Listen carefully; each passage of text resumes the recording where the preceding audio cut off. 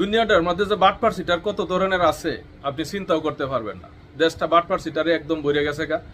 কিছু কিছু বাটপার এমন বাটপারি শিখছে যে এগুলো আপনি কল্পনা আতীত।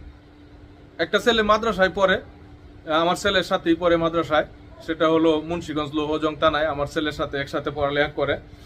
তো মাসিক বন্ধ দিছে গতকালকে।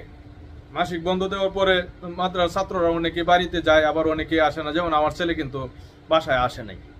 তো ওর সাথে পরে, ওর নিচের ক্লাসে পরে জুনিয়র একটা ছেলে ওর সাথে পরে, ওই ছেলেটা বাড়িতে আসার জন্য, বিবাড়িয়া বাড়ি আর কি, তো ওই বাড়িতে আসার জন্য রওনা দিছে মুন্সিগঞ্জ থেকে। তো আইসা সে ইয়াতে বসে রয়েছে, কমলাপুর রেল স্টেশনে বসে রয়েছে। ট্রেনের টিকিট কাটছে, ট্রেনের টিকিট কাটে ট্রেনের অপেক্ষায় সে বসে রয়েছে। ট্রেনের অপেক্ষায় বসে রয়েছে, তো ট্রেন আসতে একটু দেরি হচ্ছে। এর মধ্যে এক লোক আইসা তার কাছে বসছে। বৈশা তারে বলতেছে তোমার বাড়ি কোথায়, তোমার ওই মানে আদি অন্ত সবকিছু জিজ্ঞাসা করছে। সে কি করে, কোথায় তাকে, কেমনে যাবে, মানে নানান কথাবার্তা জিজ্ঞাসা করতে করতে তার সাথে বেশ একটা কাতির জমায়া ফেলাইছে।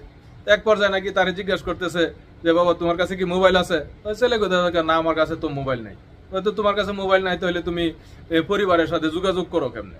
ঠিক আছে, এরকম কথা বললে টইলা ওর সাথে পরিবারের যোগাযোগ করাই দিব বললা পরে বলতেছে তাহলে তোমার বাড়ির নাম্বারটা আমারে দাও, আমি তোমার সাথে বিবাড়িয়া যাইম, তোমার সাথে একসাথে যাইম, যেহেতু এরা যদি আমার সাথে যোগাযোগ করে যাতে আমি এই নাম্বারটা বললে দিবা যে এটা আমার এই নাম্বারে যাতে ফোন দেয়, তুমি তো একলা একলা যাইতেছ। যেহেতু কাতির জমছে, বুঝছেন না বাটপার কত বড়, সে তার সাথে এরকম কাতির জমায়া কথা টথা বললা, তো বাড়ির নাম্বার তো সে সংগ্রহ করে ফেলাইল।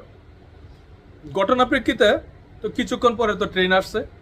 ট্রেন আসার পরে ওই ছেলে তো ওরা যেহেতু ট্রেন আসা পড়ছে, ট্রেনের টিকিট কাটছে, ওরা তোকে ট্রেন ওইটা বসে পড়ছে। ওই লোকের সাথে তো আর তার এত ইয়া করার দরকার নেই, যেহেতু তার এরকম চিন্তা ভাবনা মাথার মধ্যে নাই।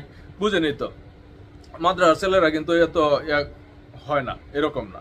একজনের নাম্বার চাইছে দিছে, সমস্যার তো কোনো কারণ নাই। ওটার চিন্তা ভাবনা হয়েছে একরকম। আর হের মাথার মধ্যে যে বাটপাড়ের মাথার যে এত চিন্তা ভাবনা, এটা তো আর ওই ছেলে জানতো না। তো কিছুক্ষণ পরে ছেলে তো ট্রেনে উঠে পড়ছে, ট্রেনে তো ওরা যাইতেছে বাড়ির উদ্দেশ্যে, ওরা চলে যাচ্ছে। এর মধ্যে ওই বাটপারে ওই বাড়ির নাম্বারে ফোন দিছে।